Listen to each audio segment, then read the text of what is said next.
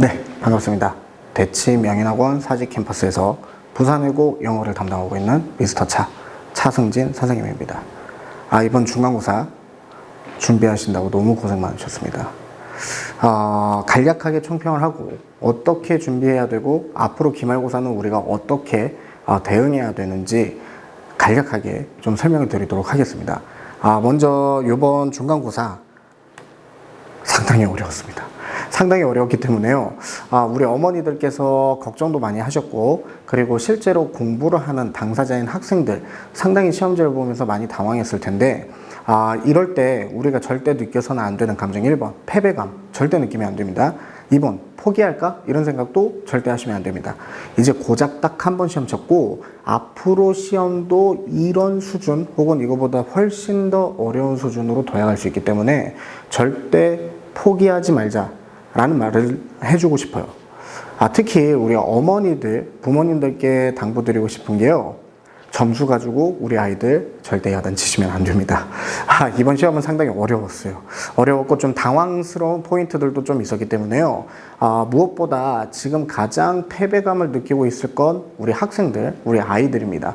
따라서 어머니들께서 중학교 때의 숫자, 점수를 기준으로 이번 시험 결과를 평가하시면 안 됩니다.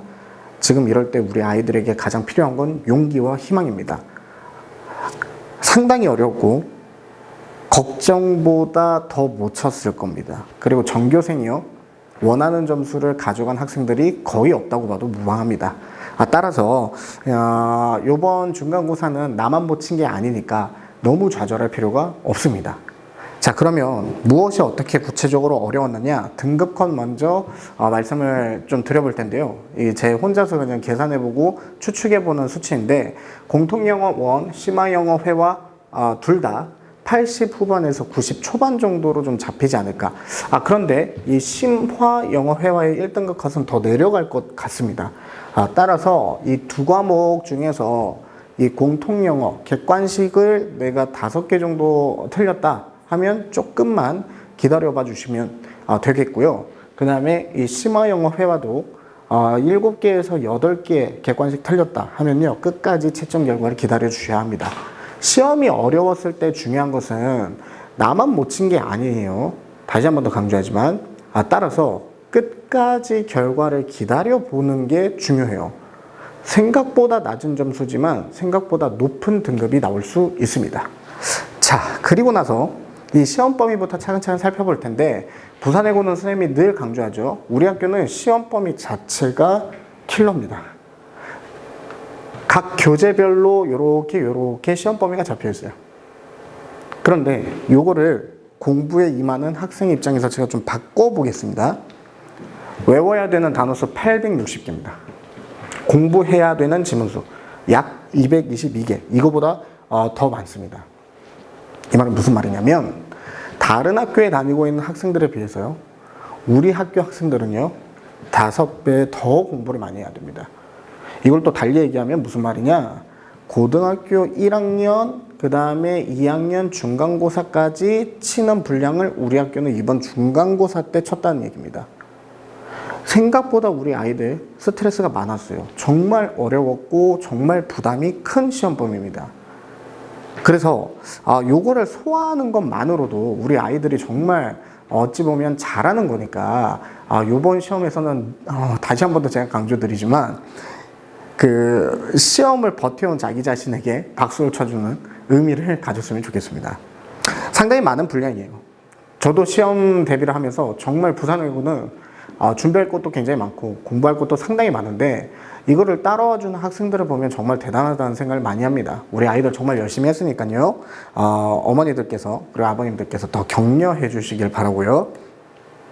자, 그러면 요 많은 시험 범위에서 우리는 어떤 전략으로 준비를 해야 되느냐? 성실함과 정확함과 끈기가 필요합니다. 이 세 가지 키워드에서 가장 중요한 공통점이 뭐냐? 중학교 공부하듯이 하면 안 된다는 겁니다.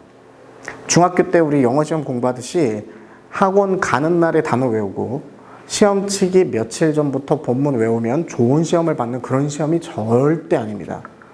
부산외고 시험은 진짜 영어 실력을 요하기 때문에 며칠 공부해서 좋은 점수를 받을 수 있다? 절대 불가능입니다. 따라서 선생님의 1주차 커리큘럼부터 선생님이 시키는 것을 시키는 대로 잘 따라와 주면 내가 가지고 있는 실력에 걸맞는 점수를 받을 수가 있습니다. 그런데 선생님이 시키는 과제를 시키는 대로 하는데 필요한 세 가지가 바로 성실함과 정확함과 끈기입니다. 자, 이 세 가지 키워드가 우리 공부할 때 어떻게 반영이 되는지 한번 살펴볼 텐데요. 첫 번째, 단어 암기 미루지 맙시다.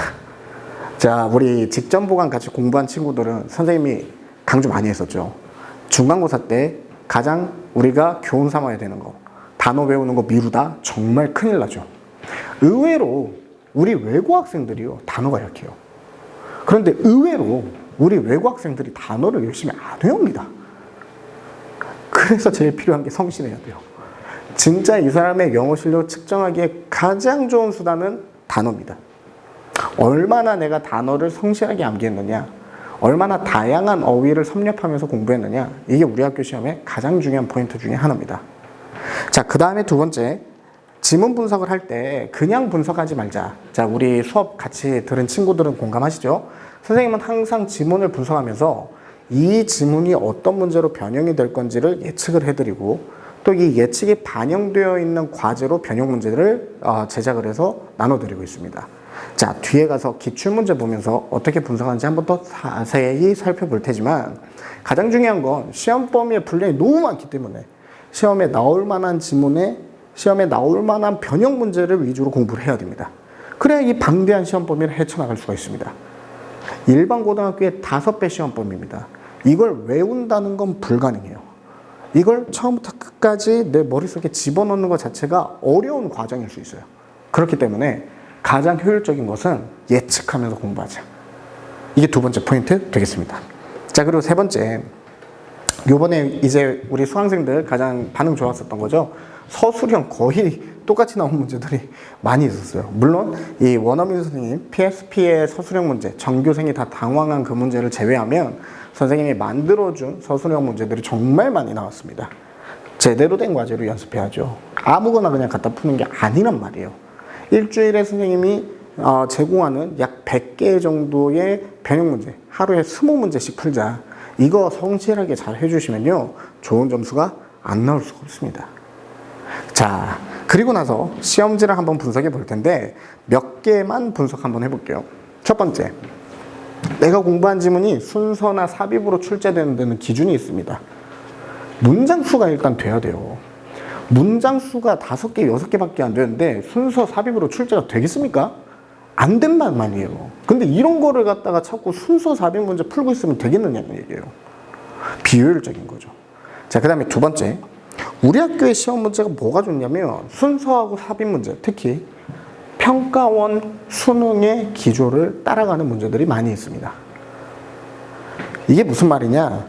조금 더 구체적으로 설명해 드리면 this와 this와 thes가 의미하는 바, 연결의 in fact, however, but, 최근 수능의 트렌드와 일치한 순서 삽입 문제가 출제가 됩니다. 이게 고스란히 우리 시험에서도 반영이 됐고요. 실제로 선생님이랑 같이 문제 푼 거 그대로 나오는 순서 문제들 많이 있었어요. 자, 이게 과연 우연이냐 이 얘기예요. 이게 과연 우연일까 이 얘기예요. 그렇지가 않다는 겁니다. 수능을 이해하는 사람의, 수능을 알고 있는 사람의 수업을 들어야지만 이 부산외고는 대비가 가능합니다. 자, 그리고 나서요, 어법, 우리 학교 정해져 있습니다. 어법 하면은 지레 겁먹기가 쉬운데 우리 시험 전주 그리고 직전 보강 때 선생님이 우리 학교에서 나올 만한 문법 총정리, 그리고 문제 푸는 방법, 심지어는 잘 모르겠을 때 찍는 방법까지 가르쳐 드렸죠. 이거 이번에 시험 치면서 참 많은 도움이 됐을 거라고 선생님 생각을 합니다.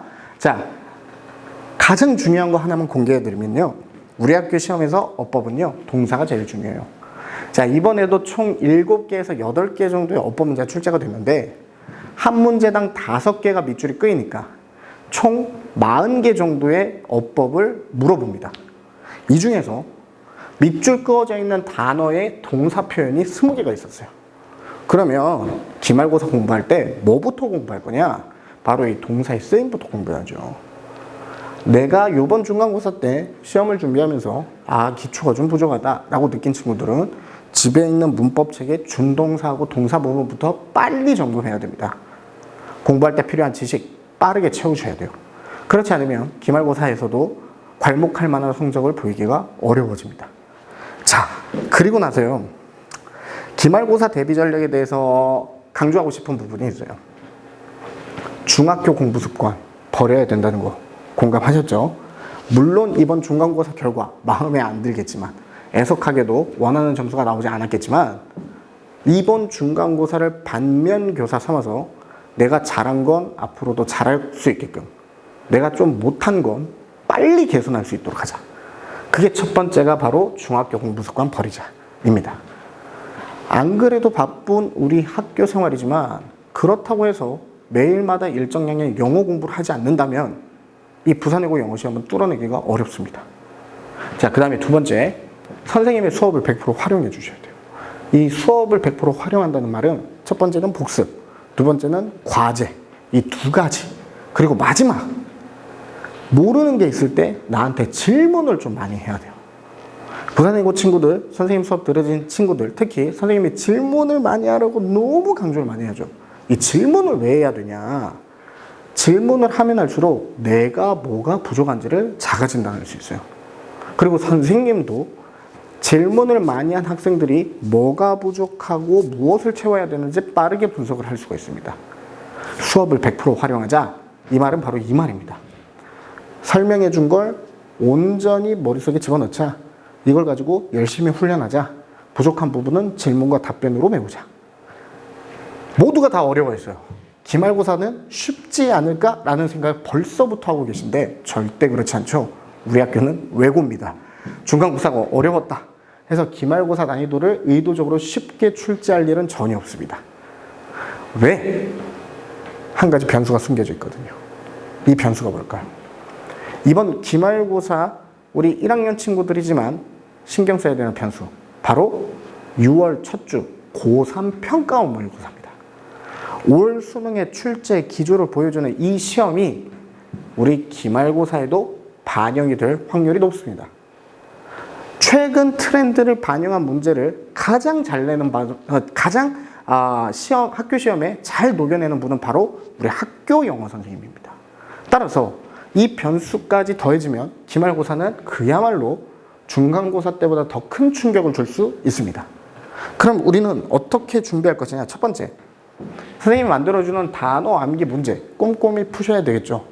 이거 진짜 열심히 푸신 분들은요, 정말 이번 시험에서 큰 혜택을 봤을 거예요. 선생님이 누차 강조했지만 부산외고 영어시험지 채점 결과를 툭 열어보면 의외로 단어 오답률이 너무 높다 이 얘기예요. 단어에서 너무 많이 틀려요. 이거 빨리 잡으셔야 돼요.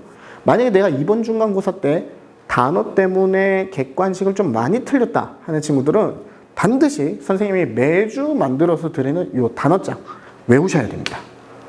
이것만 잡아도 남들보다, 내 옆에 있는 내 친구들보다 우위를 선점할 수 있단 말이에요. 자, 그 다음에 두 번째, 독해. 아무렇게나 분석하면 안 된다 그랬어요. 이 독해 지문은 어떻게 분석해야 되냐? 시험에 출제될 만한 것들을 포인트로 잡아야 되고, 그리고 이 지문을 처음부터 끝까지 전부 다 딸딸딸 외우는 게 아니라 지문이 어떻게 구성되어 있고 흘러가는지를 보는 걸 연습을 했습니다. 선생님 수업 들어본 친구들은 이 선생님의 독해 지문 분석이 조금 다르다는 걸 아실 거예요.